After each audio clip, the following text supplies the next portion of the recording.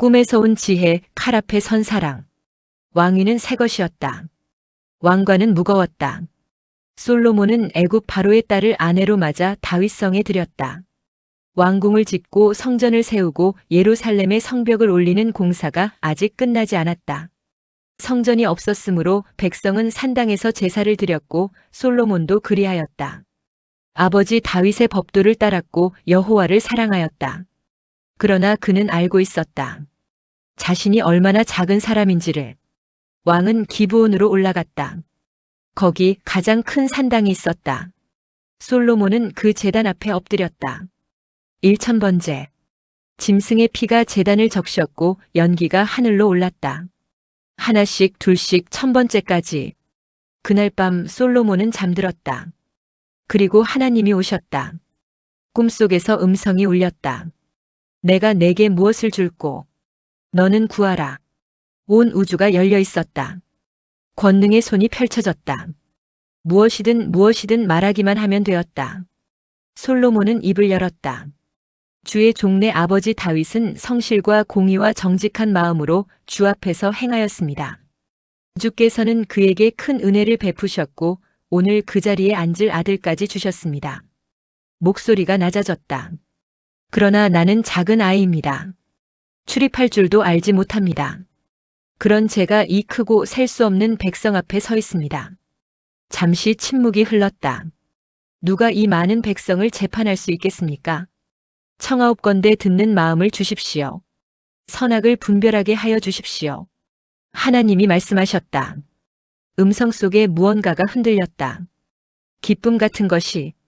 내가 장수를 구하지 않았다. 부를 구하지 않았다. 원수의 목숨을 구하지도 않았다. 오직 분별하는 지혜를 구하였다. 그리고 선언이 내려왔다. 내가 내 말대로 하리라. 지혜롭고 총명한 마음을 주겠다. 내 앞에도 너 같은 자가 없었고 내 뒤에도 너 같은 자가 없을 것이다. 거기서 끝이 아니었다. 내가 구하지 않은 것도 주겠다. 부귀와 영광을. 내 평생의 왕들 중 너와 같은 자가 없을 것이다. 내 아버지처럼 내 길로 행하면 내 날도 길게 하리라. 솔로몬이 눈을 떴다. 꿈이었다. 그는 자리에서 일어나 예루살렘으로 내려갔다. 여호와의 언약궤 앞에 섰다. 번제를 드렸다. 감사의 제물을 드렸다. 모든 신하들을 불러 잔치를 열었다. 아무 말도 하지 않았다.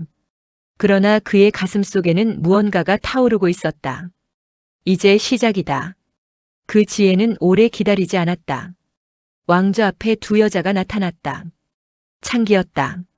그들은 왕 앞에 섰다. 한 여자가 먼저 입을 열었다. 내 주여. 저와 이 여자는 한 집에 삽니다.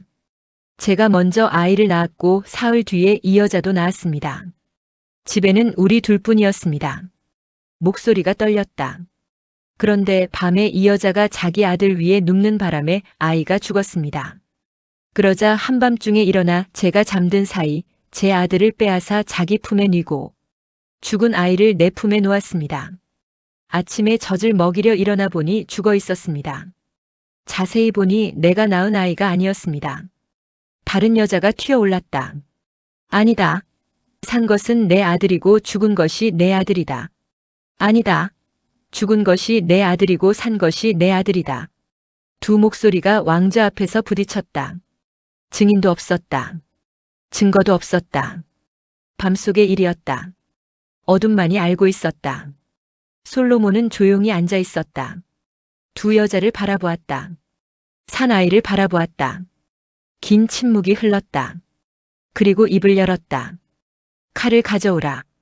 궁정이 얼어붙었다. 칼이 왕 앞에 놓였다. 차가운 날이 빛을 받아 번뜩였다. 산 아이를 둘로 나누어라. 반은 이 여자에게, 반은 저 여자에게 주어라. 그 순간이었다. 한 여자의 얼굴이 무너졌다. 가슴 속에서 무언가가 터지는 소리가 들리는 것 같았다. 그녀가 앞으로 쏟아졌다. 안 됩니다. 제발 저 여자에게 주십시오. 아이를 죽이지만 마십시오. 다른 여자는 달랐다. 차갑게 서 있었다.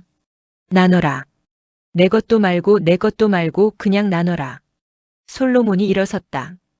칼을 거두어라. 그리고 손가락이 향했다. 아이를 살리려 했던 그 여자를 향해. 산 아이를 저 여자에게 주어라.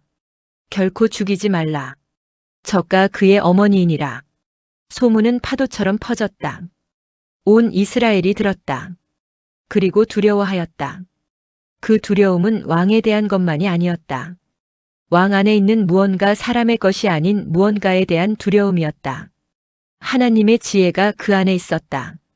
기브온의 밤 1000번의 제물 위에 내려온 그 꿈이 이제 칼과 눈물과 어머니의 절규 앞에서 빛을 발했다. 왕은 가장 작다고 고백했을 때 가장 커졌다. 구하지 않은 것들이 그에게 쏟아졌다. 그리고 지혜는 가장 어두운 자리에서 가장 밝게 빛났다.